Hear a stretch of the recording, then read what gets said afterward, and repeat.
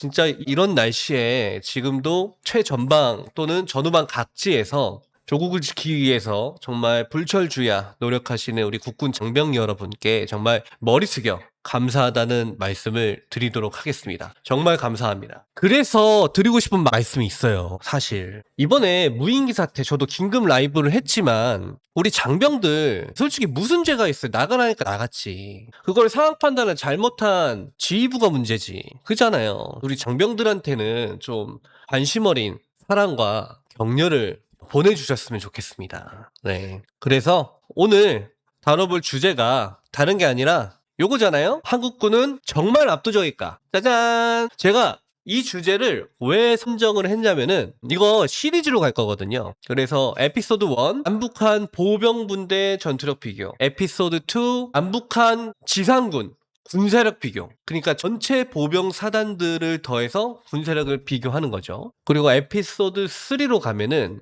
뭘 할지는 아직 고민 안 해봤는데 일단 거기까지 할 예정입니다. 그 중간에 전쟁사도 간혹 이제 중간 넣으면서 진행할 예정이에요. 제가 이 주제를 선정하게 된 계기가 있습니다. 너무도 자신있게 우리 군 최고 지휘부에서 자신감은 사실 가지는 게 좋긴 합니다. 좋긴 한데 한번 여러분들도 들어보셨으면 좋겠어요. 우리 군사력 세계 5위 왜 자체방이 불안감 갖나? 우리 군사 안보 대통령님께서 분야에 대한 한번 들어보겠습니다. 불안을 가진 분들이 좀 있는 것 같아요. 그런데 분명한 거는 우리 대한민국이 전 세계 주한미군 빼고 자체 군사력 수준이 세계 5위 아닙니까? 그렇습니다. 그것도 미국의 민간 군사 분석기구가 공식적으로 그렇습니다. 세계 군사력 5위에다가 지금 우리가 연간 군사비 국방비 지출 금액이 북한의 1년 국민 총생산보다도 1.4가 더 높다는 거 아니에요? 네, 그렇습니다. 그리고 장병들의 여러 가지 정신무장이랄지 무용의 전력 가치가 굉장히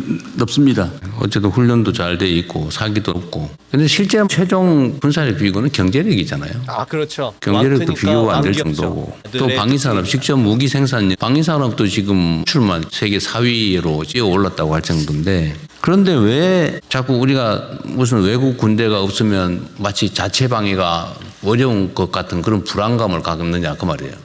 일부 세력들이 그렇게 선동하고 부추기는 경향이 있습니다만은 대부분의 국민들은 그런 인식을 안고 있습니다. 지금은. 이런 객관적인 상황들을 좀 국민들한테 많이 알려주세요. 저기 지금 말씀하시고 계신 대통령님과 우리 안규백 장관님께서 지금 제일 불안해 보이지 않아요? 저 말씀을 하시는데 자신감이 사실 없어 보여요. 좀 더 자신 있게 말했으면 좋겠는데. 그래서 어디가 얼마나 더 세고 그런 걸 좀 우리 장관님도 자신 있게 얘기하면 좋은데 모르는 게 너무 티가 나요. 솔직히 표정에서. 어쨌든 일각에서라도 그런 불안감을 조금이라도 가지지 않게 해야 된다고 말이에요. 당도 자신감 가지고 당연히 스스로 책임을 져야죠. 이것도 맞는 말입니다. 스스로 국방을 책임져야 한다는 저 마인드. 저 마인드만큼은 뭐라고 탓하면 안 돼요. 마인드는 참 좋다라고 평가를 하고 싶은데 충분히 우리가 역량이 된다는 점, 현재 상태도 충분하다는 점, 그리고 앞으로는 더 강화할 거 아닙니까? 국방비 지출도 늘릴 거고. 그러면 얼마든지 우리 걱정 안 해도 된다.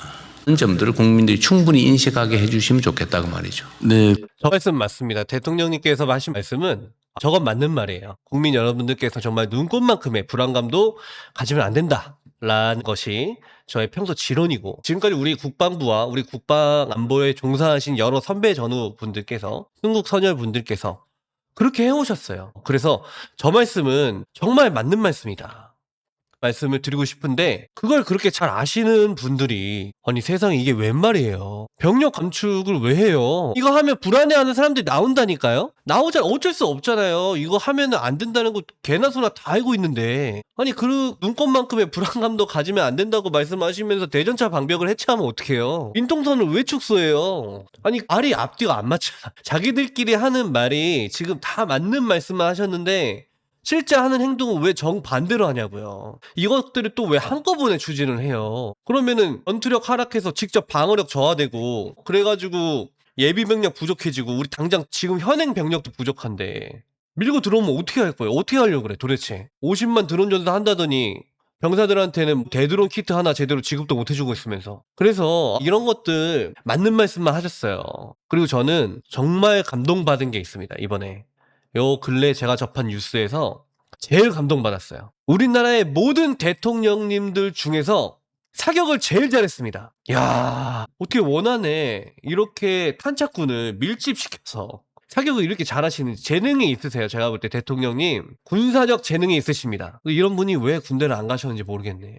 그죠? 아니 이렇게 사격을 잘하시는데 걸어다니시는 거, 뛰어다니시는 거 지난번에 보니까 국궁도 잘 쏘시고 사격도 이렇게 잘하시는데 군대를 안 갈 이유가 없는데 저는 감동받았습니다. 여태까지의 우리나라 역사상 모든 대통령들 중에서 사격을 가장 잘하는 축에 속한다. 사실 이런 것들을 좀 보여줄 필요도 있어요. 장병들 입장에서는 대통령께서 국가안보에 관심을 가지고 있다라는 것을 좀 보여줄 필요가 있는데 아무튼 그렇게 잘하시는 분들이 왜 이러고 있는지 모르겠어요. 그래서 준비했습니다. 정말 한국군 압도적인가? 그래서 밑에 가장 창끝 제대죠. 남북한 보병 분대부터 전투력을 하나씩 비교해 보도록 하겠습니다. 순서는 서론에서부터 연구 방법론과 분석의 틀 쭉쭉 가서 결론 순으로 이어지겠습니다. 지금 현역 부대당 전술 FPV 드론 한 대도 없습니다. 시범 부대만 있고 폭탄 하나 유 안 달려 있고 1.5km 거리만 날립니다. 그래요? 국방TV에 얼마 전에 1군단에서 FPV 훈련 열심히 하는 거 내보내던데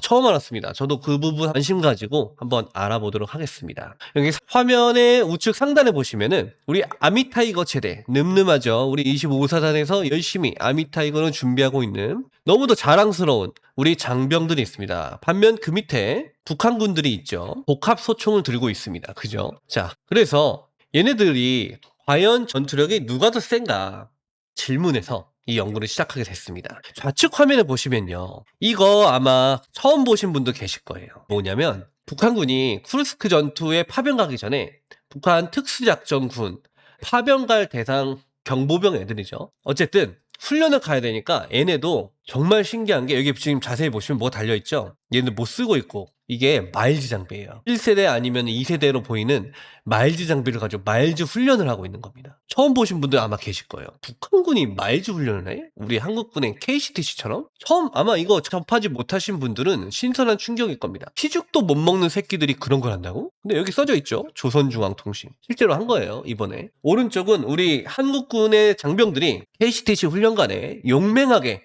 돌격하고 있는 장면입니다. 어찌됐건 본 연구는 세 가지 질문으로 시작이 됐어요. 2020년경에 한국군 보병 분대가 육군 보병 분대가 전시 편제를 8명으로 바꿉니다. 왜? 인구 절벽이 심화됐다 라고 하면서 8명으로 바꿨어요. 당시 이걸 주장한 군 관계자들은 무기와 장비가 좋아졌으니 8명이면 충분하다. 보병 분대는 상급 부대 화력 지원 하에 전투를 수행을 하니까 요즘은 무기가 너무 좋아져서 분대 간에 따다다다다당 하고 근접 전투할 일이 거의 없을 것이다.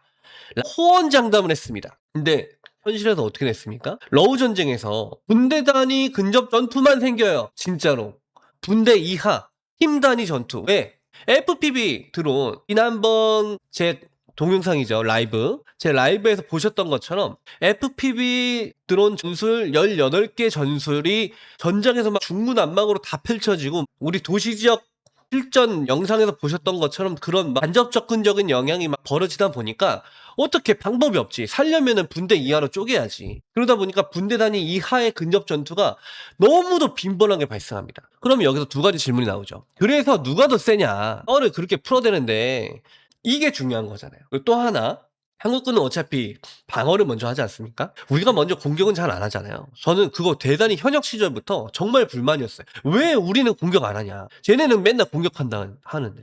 나중에 공부를 해보니까 방어가 공격보다 더 유리하다, 우세하다라는 걸 이제 알게 돼서 지금은 그런 말 안 하는데 아무튼 그땐 그랬습니다. 그래서 공자는 어차피 북한군일 거 아니에요. 그럼 우리는 정예 군대니까. 북한군은 그럼 과연 몇 개 분대를 투입하면 한국군의 방어 진지를 돌파할 수 있는가? 이 질문을 가지고 이제 시작하게 됐습니다. 연구 목적은 보시는 바와 같고요. 요걸 하기 위해서 QJMA라는 정량 분석을 할 수 있는 연구 방법론이 있어요. 요거를 하고 수압 분석은 아마 많이 들어보셨을 겁니다. 요거를 정성적 분석론으로 해서 두 개를 합쳐가지고 최종 결과를 한번 도출해 보도록 하겠습니다. 야, 이거 어디서도 못 들어보신 거죠? 자, 여기 할아버지. 요 할아버지가 바로 고 미 육군 대령 두프이 대령님이십니다. 95년도에 이제 소천하셨어요. QJMA라는 방법론은 이 두프이라는 요 탁월한 미 육군 대령님께서 개발한 또 히어로라는 연구진에 의해서 개발된 거예요. 이게 뭔 말이냐면은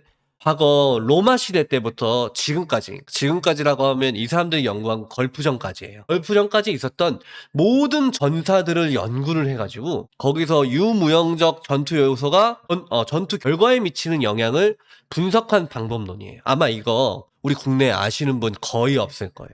그래서 요거는 어떻게 하냐면 전투 치사 지수라는 걸 먼저 구하고 거기에 환경 변수를 곱하고 작전 변수를 곱하는 방식입니다. 근데 이거를 다 하려면 전투기도 구해야 되고 전차도 구해야 되고 장갑차, 포병, 정, 항공 다 나와야 돼. 하다못해 핵미사일까지 나와야 돼요. 그러다 보니까 보병 분대에 그런 게 나올 일 없잖아요. 보병 분대 비교해야 되는데. 그래서 저는 요걸 보병 분대에 해당하는 내용만 추려가지고 이런 수식을 만들었습니다. 이런 수식을 가지고 이제 했다는 거예요. 그래서 공자의 전투력 도출 수식은 보시는 바와 같고요. 강자의 전투력 도출 수식은 보시는 바와 같아요. 여기 들어가는 세부 내용은 여기 화면에서 보시는 바와 같습니다. 어차피 어려운 내용이니까 이거 그냥 모르셔도 돼요. 어차피 우리가 궁금한 건 그거잖아요. 그래서 맞짱 뜨면 누가 이기냐. 제가 만든 방법론은 이런 기준을 토대로 진행을 했습니다. 필요하신 분은 지금 캡처를 하시면 됩니다. 하나, 둘, 셋. 됐죠? 됐다고 치고 저는 넘어가도록 하겠습니다. 자, 그래서 세부적으로 보면은 이런 식으로 지수 분석 틀을 만들었다는 거예요. 아까 있었던 수식들의 세부 내용이 이렇습니다. 그래서 실전적 RF 값을 보병 분대에 해당하는 장비들만 이렇게 구했고요. ETS, 즉 단발당 파괴 가능한 표적 인수도 보병 분대에 해당하는 것만, 단발 치사율도 마찬가지로 보병 분대에 해당하는 것만. 생각보다 다른 방송에서 지금 보지 못하신 내용들이죠. 그게 바로 임철균 TV 총괄평가연구소만의 장점입니다. 구독, 좋아요 눌러주시고요. 채팅과 댓글 더 활발히 남겨주시면은 더 좋은 영상 만드는데 도움이 될 것 같습니다. 자, 그래서 이런 것들을 구하기 위한 수식은 이렇다. 이런 것들이 있다. 이런 것들은 그냥 알고 계시면 됩니다. 네, 별로 중요한 거 아니에요. 우리 시청자 여러분들께서 머리 아프게 이런 것까지 고민하실 필요 없어요. 그 고민은 저 같은 연구자들이 하면 돼요. 그래서 요 부분은 넘어가도록 하겠습니다. 뒤에 PK도 마찬가지입니다. 공중시 사살할 수 있는 값이 요거거든요. Probability of kill. 이런 것들이 다 지수가 이렇게 있어요. 그래서 요것들이 개념과 명중은 이렇다. 그래서 요것도 연구에 필요하신 분은 캡처하시면 됩니다. 하나, 둘, 셋. 됐다고 여기고 저는 넘어가도록 하겠습니다. 이거 하나하나 설명하려면 이것만 4시간짜리예요. 그래서 이 인수들을 하나하나 설명을 할 수가 없어요. 그래서 연구에 필요하시거나 아니면은 우리 부대의 어떤 작계라든지 이런 것들을 연구할 때 필요하신 분들은 캡처하셔서 쓰시면 되고요. 더 디테일한 방법론이 필요하시다. 요 책 구매하셔서 쓰시면 됩니다. 권호정 박사님이나 아니면 북스힐 여기로부터 어떠한 PPL도 받은 거 아닙니다. 그냥 정말 제가 개인 사비로 사서 평소에 연구하고 공부하는 책이에요. 그래서 정말 유용한 책이기 때문에 우리 시청자 여러분들께 한번 소개시켜 드렸습니다. PPL 한번 들어왔으면 좋겠다. 진짜 광고 한번 하는 게 소원인데. 자, 똑같은 내용이니까 넘어가도록 하겠습니다. 요것도 캡처하실 분은 지금 바로 캡처하세요. 요 DI라는 거는 뭐냐면 간단하게 설명드릴게요. 전장 병력 밀도예요. 그래서 전투 병력 한 명이 얼마나 큰 점유 면적, 그러니까 얼마나 많이 지키냐, 방어 정면을 그걸 나타내는 값입니다. 그래서 이런 것들 체크하시면 되고요. 캡처하시면 됩니다. 연구하실 분들은. 근데 제 방송을 시청하시는 일반 시청자분들께서는 머리 아프게 고민하실 필요 전혀 없습니다. 필요하신 분들은 캡처하세요. 하나, 둘, 셋. 네, 넘어가도록 하겠습니다. 수학 방법론은 아마 많이들 아실 거예요. 이거는 많이들 아시는 거니까 잠깐 간단하게 말씀드리고 가겠습니다. 그래서 뭘 분석하는 거냐? 이거죠. 장점, 약점, 기회, 위협. 이것들을 분석을 해서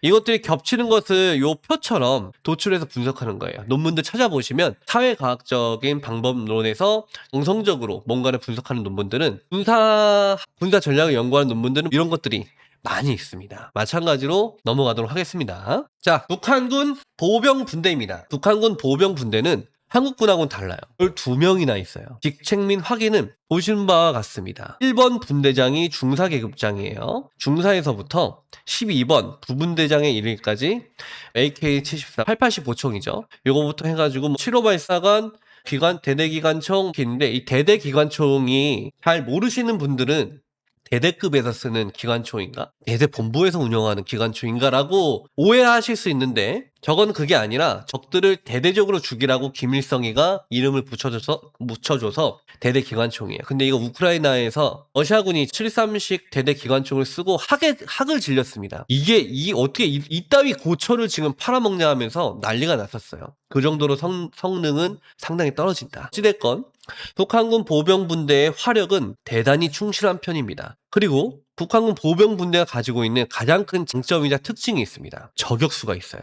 50발 정도 들고 다니는데 저격수가 분대마다 배치되어 있다. 대단한 위협입니다. 이건 뭐 너무도 잘 알려져 있는 상황이기 때문에 이 정도 하고 넘어가도록 하겠습니다. 그런데 아까 보셨던 사진에서 보시면은 맨 첫 번째 우리 자랑스러운 25사단의 아미타이거 준비부대 밑에 북한군 애들이 복합소총 들고 있었잖아요. 그거 보시면은 걔네들이 그때만 들고 나온 게 아니에요. 2014월 15일 열병식에서부터 제12보병사단 종대가 들고 나오기 시작했어요. 그리고 나서 2018년에도 22년에서 23년 계속 들고 나왔습니다. 저걸. 근데 북한군은 지금 보시는 것처럼 복합소총을 용도를 조금씩 다르게 해서 어떤 것은 20mm 유탄만 쓰게 하는 것도 있고 뭐 이런 거죠. 어떤 것은 우리나라 복합소총 같은 것도 있고 그런 것들을 하고 있습니다. 근데 열병식이라는 건 우리 이런 거 있어요라고 과시하는 거잖아요. 그래서 메시지를 전달하기 위한 행사지 않습니까? 그래서 쟤네가 저거를 지속적으로 노출시킨다는 것은 북한군이 저 복합소총이 지금은 전군에 없더라도 언젠가는 저걸 전군에 깔겠다라는 메시지입니다. 저거를 절대로 과소평가해서는 안 돼요. 그럼 어떻게 하냐? 우리도 못하는 걸 저런 북한군 같은 애들이 어떻게 하냐? 근데 이게 기술적인 난제가 우리는 뭐 20mm 공중폭발 유탄에 전자기식으로 신호값 입력하고 그래가지고 뭐 격발하다가 막 약실에서 터지고 그래서 폐기한 거잖아요. 근데 그거를 단순히 그냥 20mm 유탄을 공중폭발식으로만 유탄 발사기처럼 그렇게 해버리면 그냥 해결되는 문제거든요. 그래서 그렇게 전력화했을 가능성이 있습니다. 그래서 만약에 이 복합소총이 전력화됐다면 추정되는 편제는 보시는 바가 같습니다. 분대장은 어차피 지휘를 해야 되니까 880 보총이 달라지지 않을 거예요. 그런데 이제 북한군은 중요 장비는 간부가 들고 다니거든요. 북한군 중대장은 무전기, 우리 한국군의 뭐 999K, TICM 같은 무전기 있잖아요. 중대장이 메고 다닙니다. 북한군은. 왜? 중대장이 직접 통화하고 직접 만질 수 있어야 되니까. 저는 이거 적이지만 잘하는 거라고 생각해요. 우리도 이거 한번 생각해 봐야 됩니다. 중요 간부가 직접 만지는 거. 어찌됐건 그래서 부분대장이 할 것 같다. 근데 나머지 무장은 크게 달라지지 않을 것 같다. 추후에는 중국군 보병분대, 러시아군 보병분대의 전투력 지수도 같은 툴로 분석해서 제시해 주신다면 더욱 흥미로운 연구가 될 것 같습니다. 네, 알겠습니다. 우리 김아랑님의 요청처럼 그 부분 제가 한번 관심 가지고 연구를 해서 같은 틀로 동북아시아 보병분대 누가 더 세냐, 짱짱맨 누구냐 한번 분석을 해보도록 하겠습니다. 그래서 북한군의 훈련은 우리가 알 수는 없어요. 사실 북한군의 훈련을 알 수는 없는데 정말 위험천만한 우리로선 그런 행동 양상이 사실 많이 벌어지고 있죠. 북한군이 쿠르스크 전투에 참전을 했죠. 거기서 전면을 했으면 참 좋았을 텐데 이겼습니다. 승리를 하고 일부 병력이 살아 돌아왔어요. 그 중에서 3,000명이나 되는 인원들이 교관으로 뽑혀서 지금 북한의 전군을 현대화하고 있습니다. 그게 우리의 현실이에요. 대단히 위협적인 상황, 위험천만한 상황이에요. 진짜로. 이거 그냥 제 뇌피셜이 아니에요. 그래서 이게 왜 위험천만하냐. 그걸 알려면 결국 북한군 보병 분대의 전법을 분석을 해야 됩니다. 왼쪽에 있는 요 사진, 요게 뭐냐면 우크라이나 군의 FPV 드론이 공격해오는 북한군을 찍은 거예요. 근데 얘네들 지금 자세히 보시면 여기 요 개미 같은 거 있죠? 요게 북한군입니다. 요게 북한군이에요. 여기 지금 앞으로 도출되어 있는 고지 같은 숲이 있죠? 공격 출발 진지입니다. 그리고 앞에 여기 뚝방이 있죠? 요 뚝방길 공격 전개 개선이라고 저는 보여집니다. 그래서 요 장면은 전형적인 전진 과정에서의 공격 개시 전법으로 보여집니다. 공격 출발 진지를 적용무기 유효 사거리 고려해서 방어 전연 1km에서 이격된 전사면에 설치하도록 되어 있습니다. 그리고 공격 전개 개선을 통과하면 2, 3인 단위로 분산해서 지그재그로 돌격하도록 되어 있어요. 그 장면이 똑같이 나왔습니다. 쿠르스크 전투에서. 북한군은요, 공격을 전투의 기본 형태로 규정해요. 그래서 오직 결정적인 공격으로만이 적의 유생 역량과 무기, 전투 기술 기제를 완전히 소멸시키고 전쟁을 종국적인 승리로 이룰 수 있다라고 규정을 하고 있습니다. 그 중에서도 적을 철저하게 포초, 악면이나 삼면을 감싸서 공격하는 전술행위를 말합니다. 적을 철저히 포초하고 공격 속도를 최대화시켜라. 얘네가 이런 말을 왜 하냐면은 수아체프스키의 영향도 받았지만 사실 우리 전쟁론을 집필한 클라우제비치의 영향을 북한군은 강하게 받았어요. 그래서 이런 말이 들어가 있는 겁니다. 주요 타격 방향을 옳게 선정하고, 너무 당연한 말이죠. 밥 먹으면 배가 부르다. 그거랑 똑같은 말이죠. 역량을 집중한다. 이거 중요합니다. 애후 타격을 기본으로 하며 익측이 측면이란 말입니다. 익측과 정면 타격을 배합해라. 배합전 많이 들어보셨죠? 그 배합전이 전술 단위로 내려오면 이렇게 설명이 돼요. 이게 뭐냐? 포초예요. 정면과 한익측, 정면과 양익측.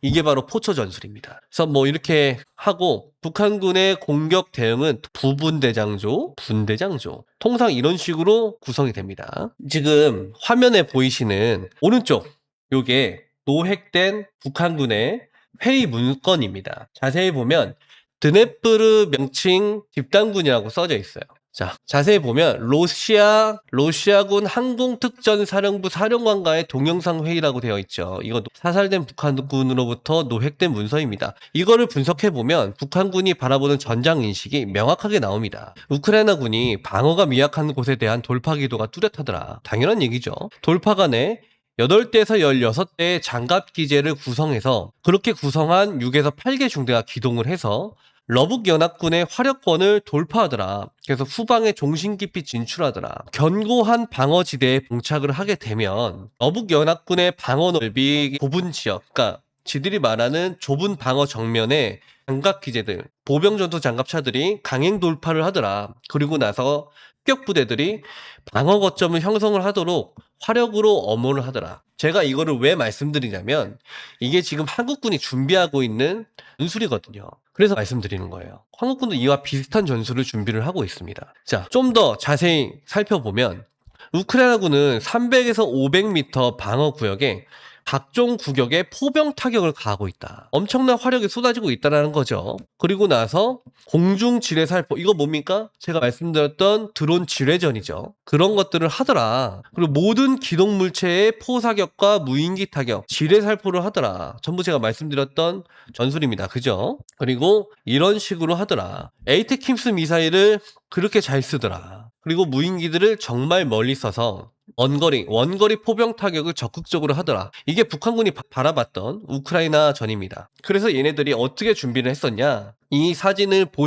보셨던 분도 계시고 보지 못한 분도 계실 거예요. 빨리 이거 모자이크 해야겠다. 자체 모자이크 처리하겠습니다. 심의에 걸릴 수도 있을 테니까요. 이 사람은 정금용 조장입니다. 안타깝게도 전장에서 전사했는데 이 사람이 들고 있던 소지품을 검사를 해보니 휴대용 드론 탐지기, 아자르트 무전기, 스마트폰을 휴대한 게 식별이 됐습니다. 그게 이거예요. 이 사람 몸에서 나온 휴대폰이 이렇습니다. 자, 그리고 존경하는 국민의힘의 유영원 의원님께서 우크라이나군의 몇 안 되는 포로죠, 리용호 씨와 면담을 했던 결과에 따르면 이런 내용은 아마 언론에서 자세하게 다뤄지지 않았을 거예요. 별로 흥미가 없었을 테니까. 이 리용호 씨의 주장에 따르면 자기 중대는 한국군 중대랑 비슷하지 않습니까? 100명이었대요. 그래서 러시아로부터 드론 교란청, 지금 우리 1군단이 국방TV에서 드론 날아가면은 제밍! 따다다다다다다다다 하면 제밍 완료! 뭐 이러고 훈련하는 영상을 얼마 전에 내보냈던데,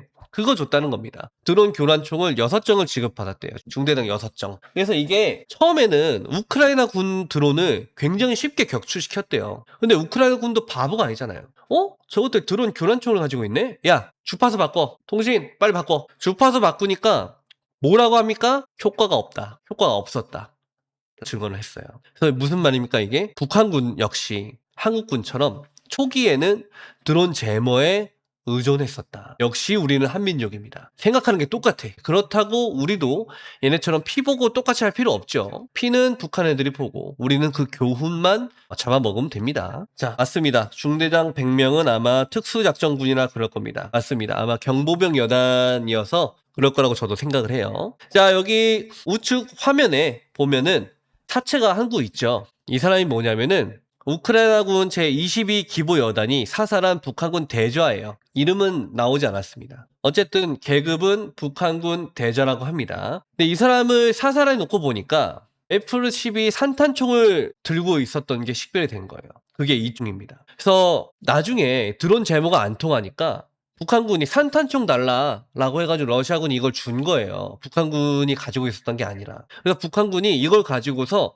닥치는 대로 그냥 드론을 다 떠긴 거예요. 위에 뭐 떠 있어 하면 빠밤 일단 쏴 빠바바방 다 떨어뜨린 거예요. 어떻게 됩니까? 그 드론은 우크라이나군도 쓰지만 러시아군도 쓰죠. 얘네는 눈에 보이면 일단 다 쏜 거야. 다 떨궈버린 거야. 눈에 보이면은. 그러니까 러시아군이 닥치는 대로 드론을 격추시켜 버리니까 적인지 아군인지 알 바도 아니고, 그래서 드론 회랑을 러시아군이 조정할 수밖에 없는 상황이 벌어졌습니다. 이게 전장의 실상이에요. 그게 전장의 안개고, 괜히 유식한 말로 전장의 안개라고 하는 게 아니라 전장의 실상이 진짜 이래요. 피하 식별? 어린 반프런치도 없는 소리입니다. 내가 살고 봐야지. 나한테 지금 날라오고 있는데, 내 머리 위에서 지금 날아다니고 있는데 저게 아군 드론인지 적군 드론인지 알게 뭐야. 솔직히 장병들 입장에서는 내가 살고 봐야지. 저것보다 떨구고 봐야 되는 거 아니겠어요? 저 맞아 죽을 순 없잖아요. 그게 전장의 현실입니다. 그러니까 어떻게 돼요? 닥치는 대로 다 격추시켜버리니까 아군인 러시아군이 드론이 부족해졌어요. 이제 어처구니 없는 상황이긴 한데 이게 현실입니다. 또 방섬유 케이블 드론 엄청 많이 쓰잖아요. 그러다 보니까 이게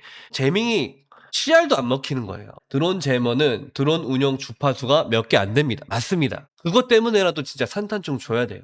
어설프게 되도 않는 거 하려고 하지 마시고 빨리빨리 산탄총 주는 게 낫습니다. 자, 여기서 우리가 뭘 할 수 있습니까? 북한군이 생각보다 사격을 잘한다. 북한군은 우리도 없는 산탄총을 가지고 있다. 그리고 그 산탄총이 실제 전장에서 너무도 효과적이더라. 이거 강교로 군대를 다녀오신 분들은 이거 확인점 아니야? 한눈에 참고점 아니야? 이거 화력계획이네? 한눈에 알아보셨을 거예요. 맞아요. 여기 가운데 점 찍혀 있고 밑에 번호 써져 있죠. 이거 우리 군도 그렇게 해요. 우리도 이렇게 합니다. 미리 화력계획을 세워놓고 좌표 따놓은 다음에 그 좌표마다 번호를 매겨서 참고점을 만들어 놓는 거죠. 그리고 그 최기 참고점으로부터 좌로 몇, 우로 몇 이런 식으로 화력을 유도하는 거죠. 근데 북한군도 이걸 하고 있었네. 이거 우리 모르고 있었던 거 아닙니까? 또 유리 부트소프 그 사람의 증언에 따르면 요 화력 계획 말고도 이게 그 대자가 들고 있었던 계획인데 빨간색 선이 하나만 그어져 있지 않습니까? 이게 뭐냐면 통적 임무만 부여한 거예요. 그러니까 여기 지금 하천변이 이렇게 있고 여기가 지금 가운데 요게 마을이에요. 요 마을에 대한 통적 임무만 부여한 겁니다. 여기까지만 해라. 현재 통상적인 드론 조종 주파수는 2.4GHz와 5GHz 주파수 대역입니다. 아, 그래요? 그렇군요. 이거 저도 잘 몰랐던 부분인데 말씀해 주셔서 감사합니다. 이거 제가 연구에 잘 활용하도록 하겠습니다. 아마 이 영상을 분명히 저는 현역 장병 여러분들도 보실 거라고 생각을 하거든요. 이 부분, 특히 정보 참모 같은 거 하시는 분들은 잘 인지하시면 좋을 것 같습니다. 이딴 거 다 소용없어요. 휴전선을 빈총으로 지킨다는 군대, 이런 나라 망해야죠. 장병들은 그냥 위에서 지침을 이렇게 내렸으니까 한 거죠, 사실. 근데 그 지침을 그렇게 내리도록 한 지휘부는 엄벌에 처해야죠. 엄벌에. 신상필벌 그럴 때 하고 있는 거 아닌가요? 저는 그렇게 생각해요. 깜짝 놀랐어요. GP, 저도 긴급 라이브 했지만 GP의 K6의 장전을 안 해나? 미친 거죠. GP를 지키고 있는 소토장부터 GP장부터 그 아래에 있는 장병들까지 다 전사하라는 얘기입니다. 그거는. 경계작전 지침을 그것도 합참의 승인을 받지 않았다? 군단장이? 물론 군단장이 군단 경계작전 지침 내릴 수 있죠. 내릴 수 있는데 합참의 승인을 받아야지. 합참에서 그런 적이 없다는데. 그러면은 신상필벌 해야죠. 왜 높으신 분들은 그렇게 쓱쓱 다 비켜나가고 밑에 있는 장병들만 툭하면 징계받아야 돼요? 초급 간부들만? 초급 간부들한테는 그렇게 엄하게 징계하면서 본인들은 왜 징계 안 받습니까? 똑같이 받아야지. 잘못했으면 혼나야죠. 네. 아무튼 그렇게 하더라. 통적 임무만 부여하더라. 시가리 전투에서는. 자, 이거 보신 분 계세요? 이 화면?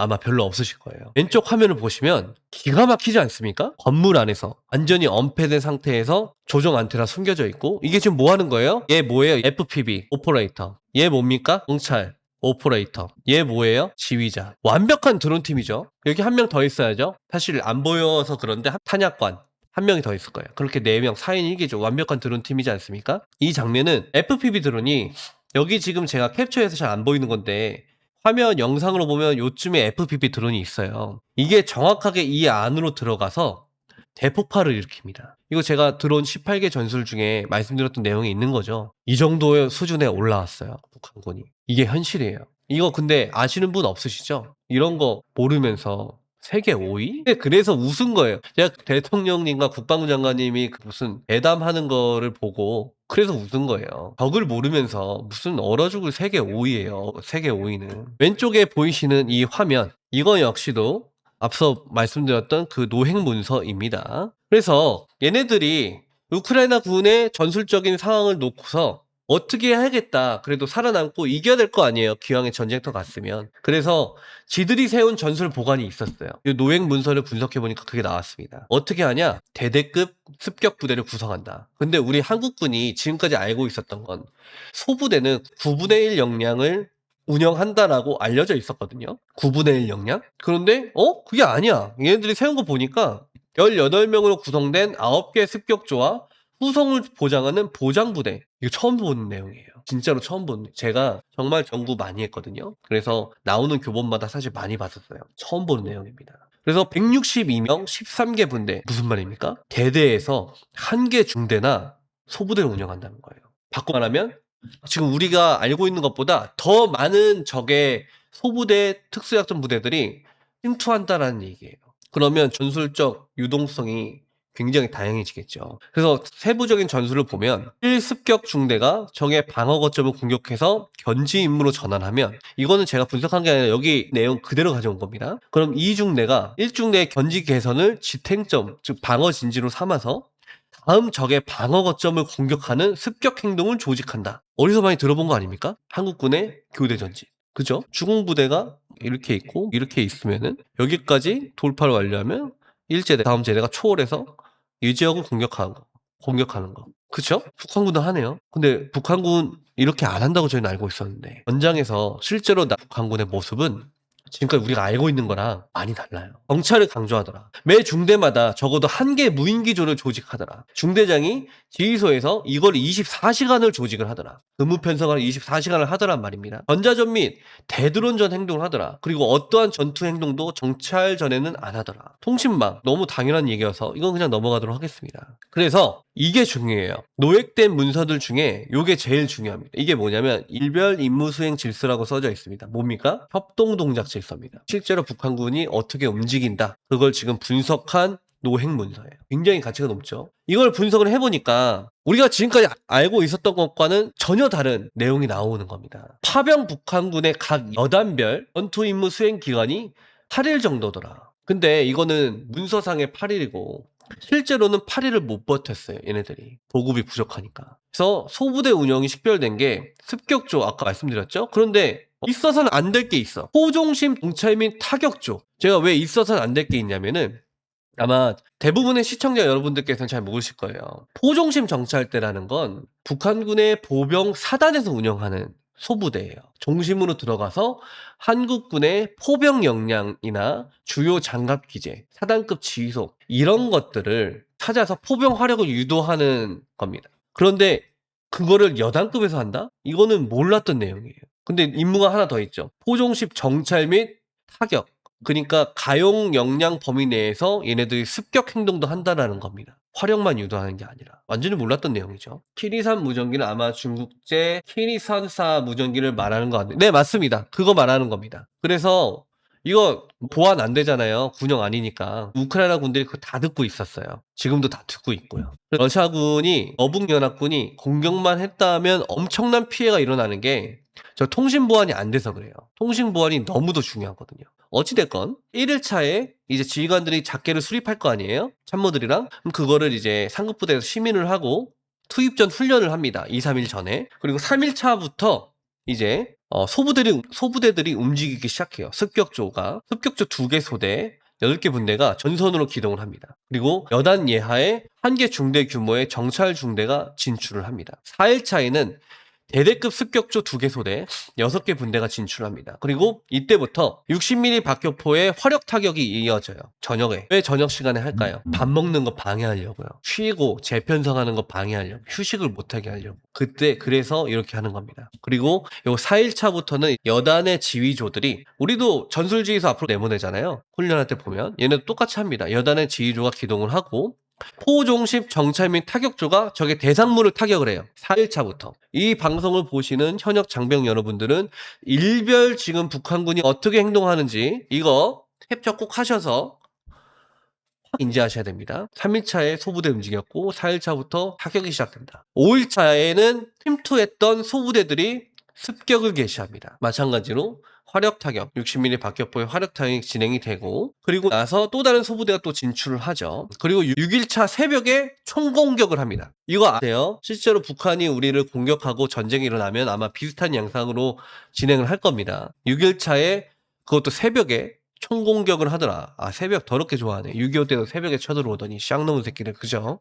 새벽에 총공격을 한다. 그래서 오전에 침투했던 습격조 2개 소대 6개 분대가 또 대상물 타격을 하면서 보장소대가 일제대 진지를 차지를 하고, 오후에 이게 또 교대에서 아까 말씀드렸던 그런 식으로 임무 수행을 하더라. 그리고 7일차에는 소부대가 차후 방어 지대로 진출을 하고 방어를 강화를 합니다. 그리고 8일차부터는 보장소대라는 게, 이것도 우리 교범상에는 없는 내용이에요. 보장소대라는 게 전장수색을 하고 전과를 보고하고 뭐 아군의 부상병이라든지 전사자 아니면은 적군의 사체 이런 것들을 회수를 하는 거죠. 그리고 나서 반장간 방어를 하다가 철수를 하기 시작한다. 임무가 끝났으니까. 이렇게 진행을 하더라는 겁니다. 이게 우크라이나군의 실제 작전하고 있는 부대가 찍은 FPV 드론 영상입니다. 포병 타격이 지금 여기서 일어나고 있죠. 포병 타격이 저기서 지금 일어나고 있죠. 네모 박스 안에서. 북한군이 지금 일로 기동하고 있습니다. 앞서 말씀드렸던 것처럼 요 화면에 지금 보시는 것처럼 공격 출발 진지에서 1열 종대로 오다가 공격 전개 개선을 통과하니까 1열 종대로 오던 놈들이 지그재그로 뛰더라. 지금 이거 뭐 하는 겁니까? 전사자랑 부상병 후송하고 있는 거죠. 3인 1개조로 움직이죠. 이게 지금 우크라이나군이 관찰을 한 북한군의 실제 작전 모습입니다. 이거 아마 처음 보셨을 거예요. 그죠? 자, 그래서 이렇게 진행을 하더라. 그래서 파병 북한군의 소부대 운영이 우리가 알고 있던 거랑은 다르더라는 겁니다. 이거를 경보병 여단이라는 것을 감안을 하더라도 일반적인 보병 공격전을 수행하고 있거든요. 그럼 얘네도 결국은 그냥 통상적인 북한군 보병 군소대 또는 대대급 이하 북한군 보병 연대대 전술을 썼을 거예요.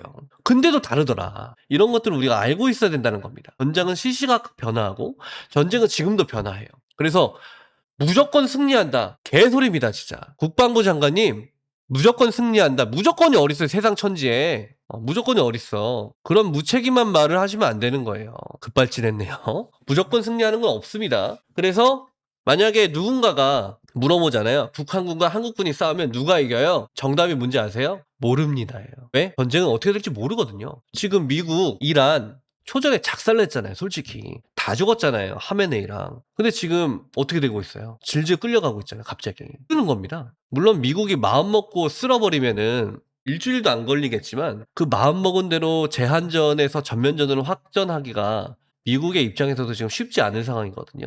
그래서 전쟁은 모르는 거예요. 붙어보기 전까지는. 그게 전장의 안개라는 겁니다. 어찌됐건 앞서 말씀드렸던 것처럼 다르게 행동을 하고 포초 시도를 빈번하게 하더라. 근데 포위소멸 구역은 운영하지 않았어요. 근데 이거는 우크라이나가 평지니까 그렇지.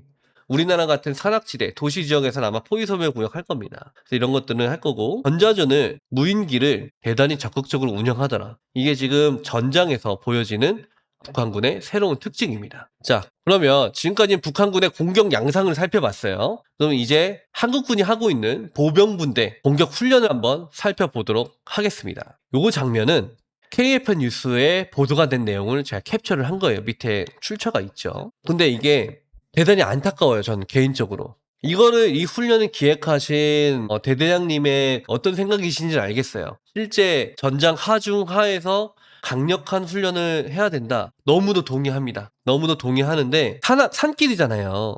산길에서 이 한 개 분대에 이 친구가 분명히 천병일 거예요. 제가 표시한.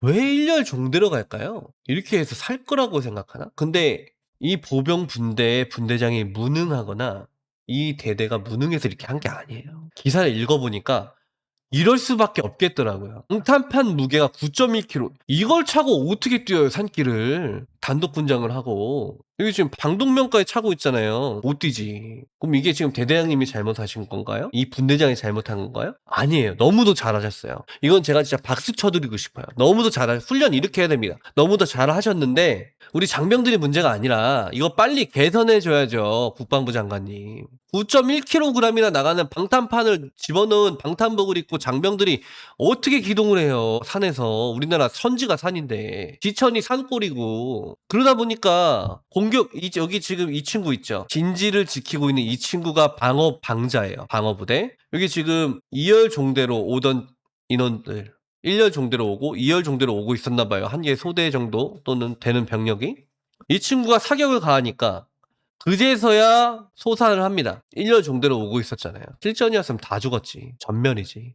전멸. 아까 북한군 뛰는 거 보셨잖아요. 2인 3개조로.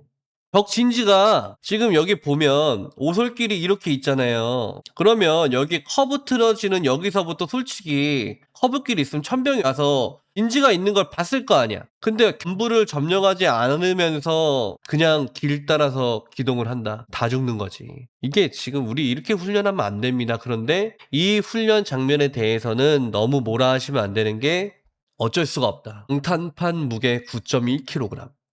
이거 진짜 우리 이렇게 하면 안 됩니다. 이거 실전 못해요. 이렇게 하면은 장병들 살아남을 수가 없어요. 결국은요, 수나나 고구려 고수전쟁 때처럼 무거운 거 병사들 다 집어 던지고 버릴 거고요. 결국은요, 그래서 더 많이 죽어나갈 거예요. 그럼 여러분들, 정책 실무자분들께서 해야 될 건 뭡니까? 경량화된 첨단 방탄 장비 지급해 주셔야죠. 아미타이거도 좋고 다 좋은데 장병들이 살 수 있는 이런 것부터 빨리빨리 개선을 해 주셔야 되는 겁니다. 이 영상 화면 나오시죠?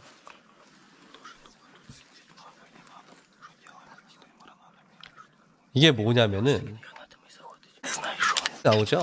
그 앞에 러시아군 진지가 있는 거예요. 그래서 러시아군 진지를 제압하려고 우크라이나군 보병 한 개 분대가 실제 전투하는 겁니다.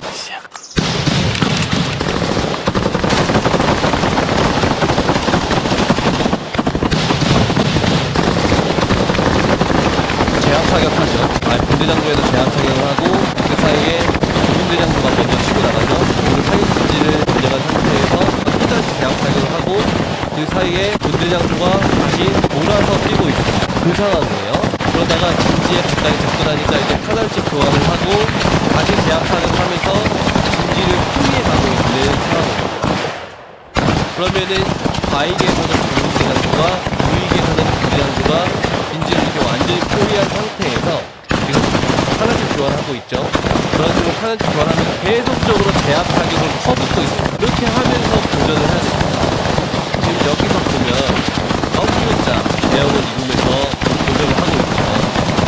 W자 대역을 이루면서 지금 러시아 반대로 지금 가해오고 있는 상황.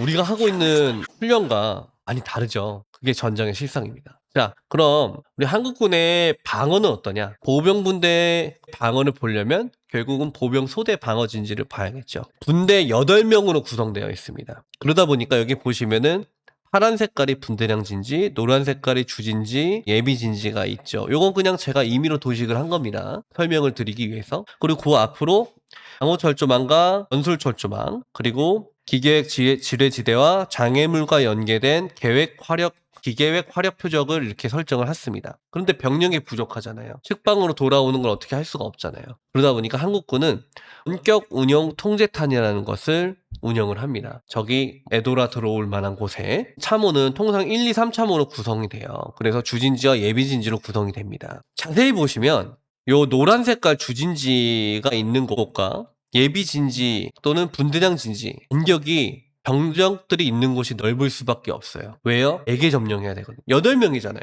그럼 분대장 진지 빼고 병사들끼리 들어가는 거 한 개 호에 2명씩 들어간다. 8명 편제를 고려하면 진지 4개 점령할 수 있는 거예요. 첫 번째 참호선에서. 근데 우리가 통상 보병 소대의 방어 진지를 보면 고지가 이렇게 있고 이렇게 있고 이렇게 있으면 3면에 분대를 배치해야 될 거 아니에요. 또는 양면에 분대를 배치하든지 뭐 한 개 분대를 예비로 하고 그러면 진짜 병력이 얼마 없는 거예요. 실제로는 방어선에. 그래서 저격이나 화력 이런 것에 대단히 취약하다. 그래서 우세한 적병력이 화력 타격과 동시에 포초 돌격을 실시하면 매우 취약한 구조다라고 보여질 수밖에 없는 겁니다. 그래서 한국군은 사실 전사에서 힌트를 얻을 필요가 있습니다. 옛날 전사에서. 뭐냐? 복소 전쟁 때 나치 독일군이 했던 탄력 방어 전술이라는 게 있어요.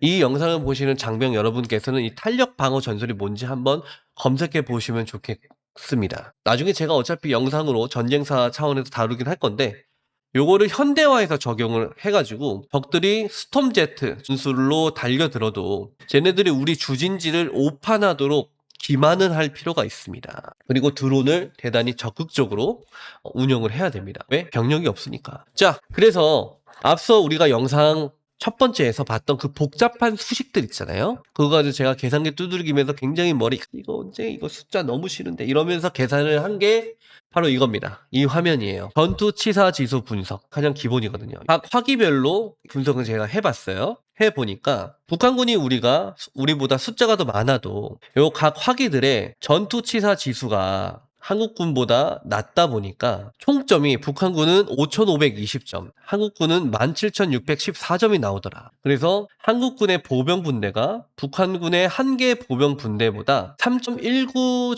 정도 보병 분대의 전투 치사 지수는 우세하더라.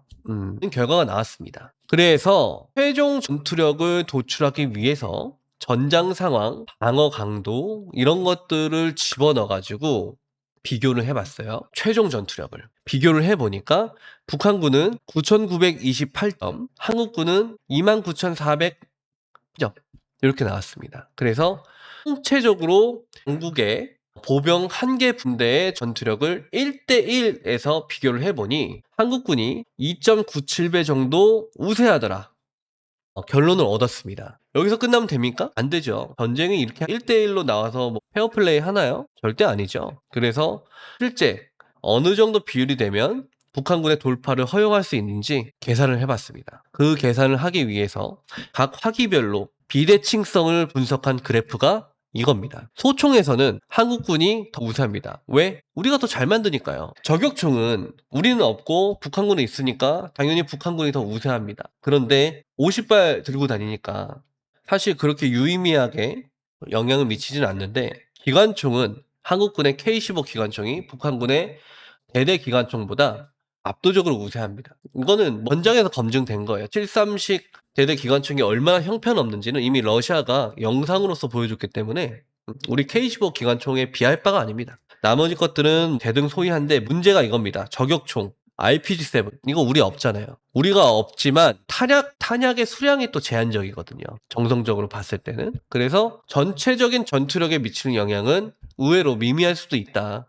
분석 결과가 있습니다. 그렇게 생각하지 않을 수도 있죠. 많은 분들은 그렇게 커뮤니티 같은 데 가서 보면은 그렇게 생각 안 하시는 분들도 많더라고요. 저격총이 얼마나 위험한데 하면서. 저도 동의합니다. RPG-7 있고 없고가 천지 차이인데 저도 동의합니다. 그래서 우리도 이런 거 갖춰야 된다.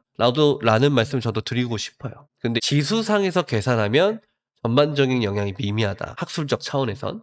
그렇게 말씀을 드리고 싶습니다. 자, 그래서 분석을 해봤어요. 한국군의 방어 준비 태세를 급현 방어와 준비된 방어, 강화된 방어의 세 개로 구분을 해서 북한군의 각 분대 수가 몇 개가 되면 이게 돌파가 되느냐 하고 전부 계산을 해봤습니다. 계산을 해보니까 북한군의 8개 분대가 돌격을 하면 한국군의 급현 방어 진지는 돌파가 가능하다. 9개 분대가 공격을 하면 준비된 방어 진지까지 돌파가 가능하다. 준비된 방어진지는 야전에서 축성한 방어진지를 말하는 겁니다. 11개 분대가 되면 강화된 방어진지까지도 돌파가 가능하다. 12개 분대부터는 완전히 돌파된다. 이거는 상급 부대 화력을 배제하고 분대끼리의 전투력을 비교했을 때 그렇다라는 것입니다. 자, 그렇다 보니까 여기서 시청자 여러분들께서는 머릿속에 뭐가 하나 틱 하고 지나가셔야 돼요. 공격을 1대1로 하나? 아니죠. 전쟁에서 공격은 통상 공자가 3, 방자가 1이에요. 3대1 이상 우세해야 공격을 하는 거예요.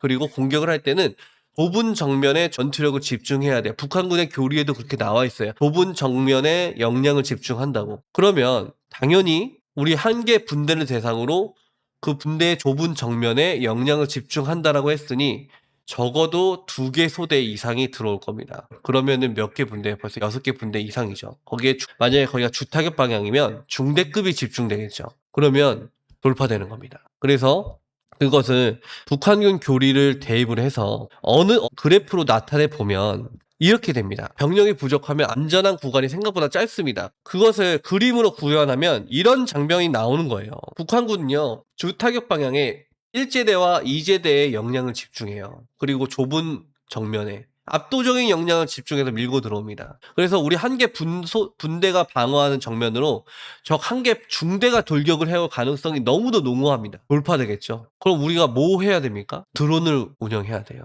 그래서 원거리에서부터 화력 타격을 하고 드론 타격을 해야 돼요. 북한군이 쿠르스크에서 경험했던 것처럼 그렇게 해야 됩니다. 그럼 우리의 지금 장단점이 명확하죠. 북한군과 우리의.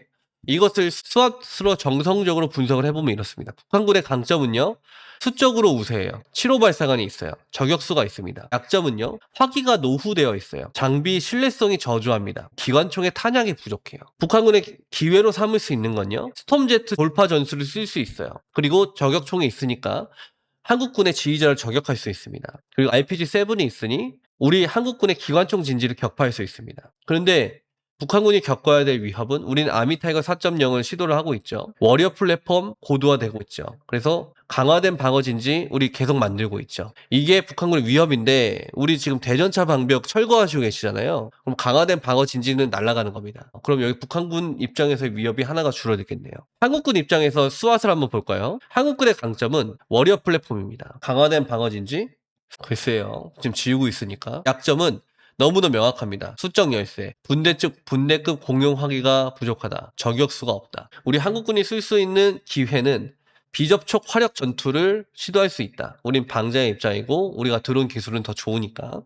유무인 복합전으로 병력 손실을 최소화할 수 있다. 조준 사격으로 경멸이 가능하다. 이게 기회로 볼 수 있고, 우리가 입어야 될 위협은 북한군이 나중에 제가 이제 북한군 시리즈, 한국군이 정말 압도적인가 이 시리즈를 진행하다 보면 북한군 전체 전력을 분석하는 시리즈가 될 텐데, 그때 아마 철벽 작전에 대해서 말씀드릴 기회가 있을 거예요. 이게 뭐냐면 대공방어 전술입니다. 어찌됐건 이걸로 우리 드론을 떨굴 수가 있다. 북한군 역시도 드론을 너무 잘 쓴다. 우리보다 더 잘 씁니다. 솔직히. 왜? 실전에서 써봤으니까. 그리고 전자전을 한다. 우리 전자공격 장비가 없죠. 북한군은 전자공격을 합니다. 우리 그래서 전자방어, 전자공격 대단히 시급하게 준비가 됩니다. 그런 것들을 이제 표로서 이렇게 분석을 해보니까 우리의 강점과 약점이 이렇게 나오더라. 북한군의 강점과 약점이 이렇게 나오더라.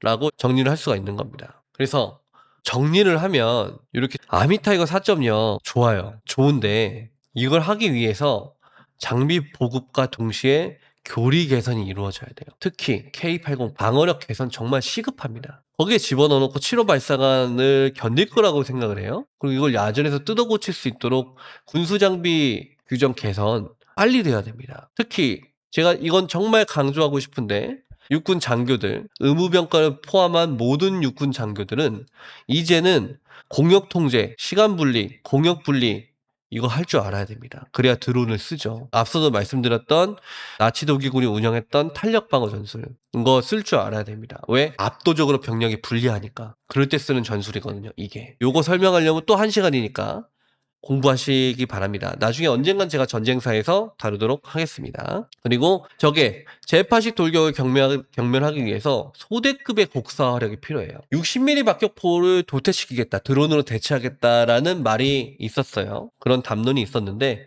그걸 도태시킬 게 아니라 소대장이 운영할 수 있는 곡사화력으로 더 늘려서 증강시켜서 배치해줘야 됩니다. 드론과 함께. 그게 필요합니다. 저가의 FPV 드론 공급해 줄 수 있어야 됩니다. 3D 프린터로 할 수 있으면 더 좋고요. 그리고 전술통신망 혁신을 위한 추가 보급이 필요합니다. 지금처럼 분대장이 무전기 들고 다니는 이게 아니라 분대장은 전술 태블릿까지 들고 다니고 모든 분대원이 전술 무전기를 인이어 착용해서 끼고 다니는 것이 필요한 시대가 됐습니다. 요 마지막 요것은 우크라이나 군의 특수약전 부대가 북한군 한 개 소대 25명을 섬멸한 영상입니다. 요거 한번 보고 갈게요.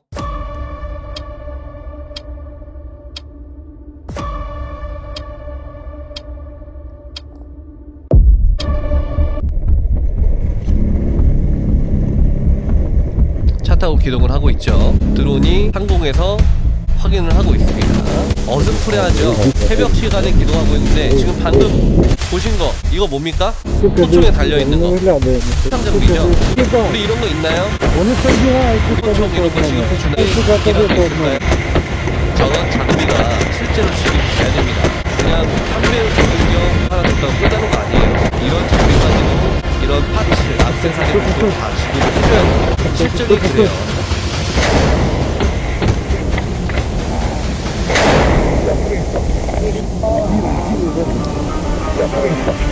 이 장면, 화면에 나오시는 이 장면은 부상을 입었, 총상을 입었습니다. 아군이. 바로 옆에 있는 모습, 굉장히 고가로 응급처치와 TC3를 진행하는 장면입니다. 지금처럼 공격하는 장면이 필요하고 연령 이런 것들을 한번 강조하기 위해서 영상을 한번 가져와 봤습니다. 여기까지